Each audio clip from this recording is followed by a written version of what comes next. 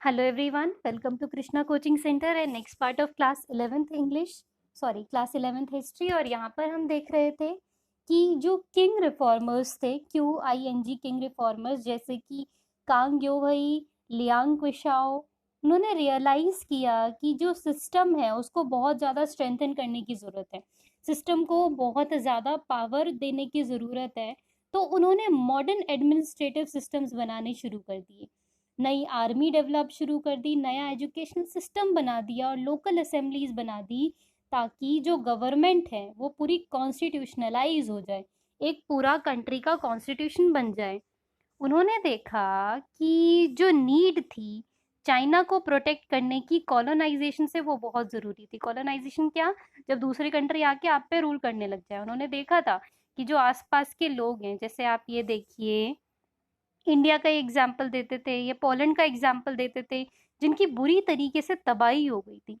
तो वो चाइना के पीपल को अवेयर कराते थे इंडिया का एग्जाम्पल देके कि एक ऐसी कंट्री जो डिस्ट्रॉय हो गई है by a non country, that is East India Company, यानी कि एक ऐसी कंट्री जिसके अंदर नॉन कंट्रीमैन लोग आते हैं ईस्ट इंडिया कंपनी बनकर, और वो पूरा का पूरा जो कंट्री है वो तबाह हो जाता है, पूरा का पूरा कंट्री नाश हो जाता है। वो इंडियंस को बहुत क्रिटिसाइज करते थे कि वो अपने ही लोगों को लेके बहुत ज़्यादा क्रूअल है। इनफैक्ट वो कहते थे, जब ब्रिटिश का चाइना से वॉर था तो उन्होंने ब्रिटिश की आर्मी ना यूज़ करते हुए जो थे इंडियन लोगों को यूज़ किया था उनसे लड़ाई करने के लिए। तो कह रहे कि अगर ये कंट्री ऐसा चाहती ना कि वो लोग उनसे लड़ लें, वो लोग उनको हरा सकें, तो बहुत इजीली हरा सकते थे। और अबव ऑल उन्होंने क्या फील किया कि जो ट्रेडिशनल वेज ऑफ थिंकिंग है ना, उसको चेंज करना पड़ेगा।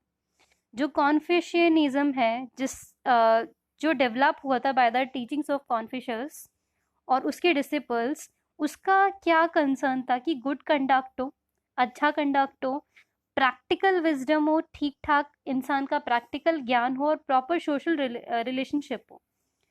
इस चीज़ ने चाइना के एटीट्यूड को, चाइनीज़ के एटीट्यूड को जो लाइफ के टुवर्ड्स था, बहुत ज़्यादा इन्फ्लुएंस किया। और एक सोशल स्टैंडर्ड उन्होंने सेट कर लिया था सब चीज़ का, और वही सोशल स्टैंडर्ड बेसिस बनता था पॉलिटिकल थ्योरी और इंस्टीट्यूशन का।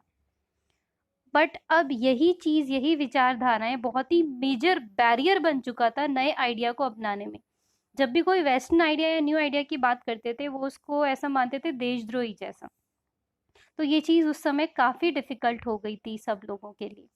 तो लोगों को ट्रेन करने के लिए मॉडर्न सब्जेक्ट्स में जो स्टूडेंट्स थे, उनको स्टडी करने के लिए जापान भेजा जाता था, ब्रिटेन भेजा जाता था, फ्रांस भेजा जाता था, ताकि वो वापस ला सके कुछ नए आइडियाज़ को, नए थॉट्स को। बहुत सारे चाइनीज स्टूडेंट जापान गए 1890 में, और वो सिर्फ नए आइडियाज़ ही नहीं लेके आए, बल्कि वो बहुत सारी चीज़ें, बहुत सारी लैंग्वेजेस, बहुत सारे वर्ड्स भी सीख के लाए। तो उन्होंने बोरो किया Chinese translation of European words, जैसे कि जस्टिस, राइट्स, रिवॉल्यूशंस, क्योंकि उनको भी सेम आइडियोग्राफिक स्क्रिप्ट का यूज़ करना था, जो कि उनके ट्रेडिशनल जो भी रिलेशनशिप्स हैं, ट्रेडिशनल जो भी वे हैं, उनके अंदर थोड़ा सा मॉडर्नाइजेशन लेके आ सके। 1905 में जब रूसो जापानीज वॉर ख़त्म होता है, जो कि चाइनीज सॉइल और चाइनीज टेरिटरी पे लड़ा जाता था, जो centuries old Chinese examination system है, उसको ख़त्म करते थे। अब चाइनीज एग्जामिनेशन सिस्टम क्या था? एक सिस्टम था, एक एग्जाम होता था जिसको पास करके आप एलीट रूलिंग क्लास में चले जाते थे। देखिए इसके बारे में दे रखा है। तो जो एंट्री थी एलीट रूलिंग क्लास में, जो लगभग 1.1 मिलियन थी 1850 तक, उसमें क्या होता था, एक 8 लेग्ड एस्से आपको लिखना होता था, पाकुवेन, क्लासिकल चाइनीज लैंग्वेज में इन अ प्रिस्क्राइब्ड फॉर्म। जो एग्जाम होता था 3 साल में 2 बार होता था, डिफरेंट लेवल पे होता था, और जो भी अलाउ होते थे सिट करने के लिए, उसमें से सिर्फ 1 to 2%, यानी 1 से 2% ही फर्स्ट लेवल पास कर पाते थे, यूजुअली 24 साल की उम्र तक। और वो फिर to become what was called beautiful talent, तो जो उसको पास करता था उसको ब्यूटीफुल टैलेंट बोलते थे, और एलीट क्लास में उसको एंट्री मिल जाती थी। 1850 तक देर वॉज अबाउट 5,26,869 सिविल और 2,12,330 मिलिट्री प्रोविंशियल जो थे, वो डिग्री होल्डर थे पूरी कंट्री के अंदर, और 27,000 ऑफिशियल पोजीशंस थी। बहुत सारे लोअर डिग्री होल्डर्स थे जिनको जॉब्स नहीं मिल पाती थी। जो एग्जामिनेशन था ना वो बैरियर आ रहा था डेवलपमेंट में, क्योंकि वो साइंस और टेक की बात नहीं करता था। वहाँ पे सिर्फ आपकी लिटरेरी स्किल्स की बात हो रही है, साइंस एंड टेक्नोलॉजी की बात हो ही नहीं रही है। तो 1905 में इस सिस्टम को एबॉलिश किया गया। क्यों एबॉलिश किया गया? क्योंकि सिर्फ लिटरेसी ही सब कुछ नहीं है, या आपका लिटरेरी स्किल्स ही सब कुछ नहीं है, आपको साइंस टेक्नोलॉजी इन सब के बारे में पता होना चाहिए।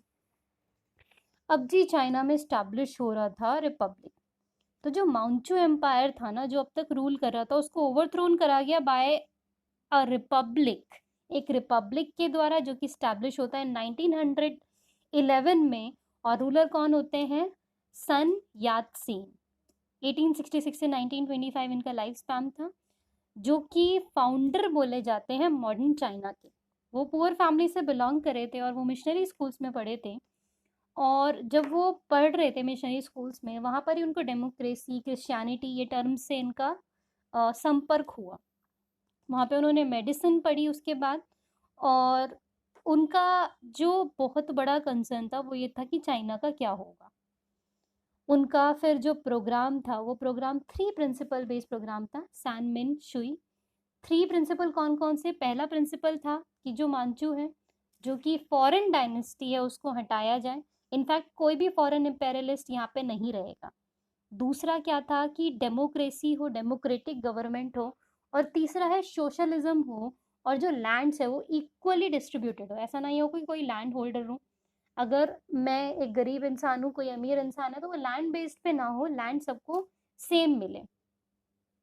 अब जो सोशल एंड पॉलिटिकल सिचुएशन थी वो अनस्टेबल होती रही।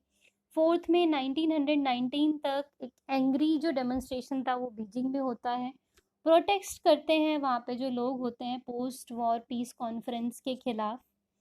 लाइक वो जो थे, एक तरीके से आप समझो, despite being an ally of victorious side led by Britain, China did not get back the territory seize from it. यानी कि ब्रिटेन जो था, जब वो, और वो जीत भी गया, जब वो दूसरों से लड़ा था चाइना की टेरिटरी में ही, जो उसने यूज़ किया था, चाइना से मांग के यूज़ कर रहा था वो लड़ने के लिए, उसने चाइना को वो टेरिटरी वापस ही नहीं करी। और ये छोटा प्रोटेस्ट मूवमेंट बन गया। इसने एक पूरी होल जनरेशन को एक कर लिया, ताकि वो एक साथ मिलके अपने आप को इतना डेवलप कर सके कि वो किसी से भी लड़ने में सक्षम हो सके। चाहे वो मॉडर्न साइंस हो, डेमोक्रेसी हो, नेशनलिज्म हो, कुछ भी हो। रिवॉल्यूशनरीज फॉरेनर्स को बाहर निकालने लग गए, जो कि कंट्री को रिसोर्सेज को कंट्रोल करने का कोशिश कर रहे थे, ताकि इनइक्वालिटीज रिमूव हो, पॉवर्टी रिड्यूस हो सके।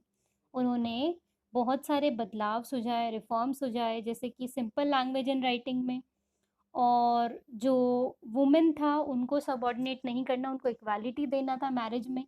इकोनॉमिक डेवलपमेंट, ताकि पॉवर्टी एंड हो सके। और धीरे धीरे ये चेंज आना शुरू भी हो गया। तो जो गोमिंदांग यानी कि नेशनल पीपल पार्टी जो थी, और सीसीपी कम्युनिस्ट पार्टी तो जो थी चाइना की, वो मेजर फोर्सेस के रूप में सामने आते हैं कंट्री को यूनाइट करने में, और वहाँ पे जो स्टेबिलिटी थी उस स्टेबिलिटी को कंटिन्यू करवाने में। सो इस पार्ट को हम यहीं तक रखते हैं। इसका अगला पार्ट हम कवर करेंगे अपने अगले वीडियो में। तब तक के लिए अगर आपको कोई भी कंफ्यूजन या क्वेरी है तो आप हमसे पूछ सकते हैं। I will try to answer each and every query as soon as possible.